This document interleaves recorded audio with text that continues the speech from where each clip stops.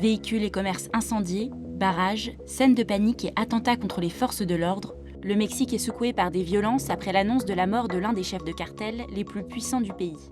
Nemesio Oseguera, connu sous le nom d'El Mencho, est mort ce dimanche 22 février avec 7 de ses gardes du corps. Blessé lors d'une opération menée par l'armée mexicaine à Tapalpa, le parrain de la drogue a ensuite succombé à ses blessures pendant son transfert aérien vers Mexico. Les États-Unis, qui le recherchaient depuis des années, offraient 15 millions de dollars pour toute information permettant sa capture. Comment El Mencho est-il devenu l'homme le plus recherché d'Amérique, à la tête d'un cartel au pouvoir tentaculaire?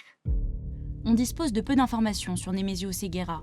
Il a toujours cultivé la discrétion, au point que des rumeurs annonçant sa mort ont circulé à plusieurs reprises.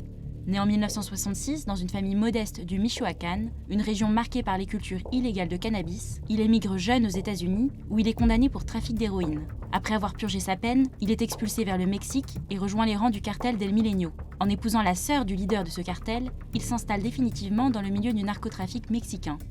Avec 2 autres membres de Milenio, ils fondent le cartel Jalisco Nueva Generación, ou CJNG, en 2009. À partir de 2011, le groupe engage une offensive contre les gangs rivaux afin d'étendre son contrôle territorial. En 2017, l'extradition aux États-Unis du Chapo et de Mayo, 2 figures emblématiques du narcotrafic mexicain, profite à El Mencho. Le CJNG s'étend dans tout le Mexique et devient le cartel le plus puissant du pays. Le gang se distingue par sa capacité militaire. C'est l'un des seuls à s'attaquer frontalement à l'État et à se revendiquer comme un contre-pouvoir nationaliste. En 2020, par exemple, il tente d'assassiner le chef de la police de la capitale, qui survit miraculeusement alors que ses 2 gardes du corps, présents dans sa voiture blindée, meurent de l'attaque.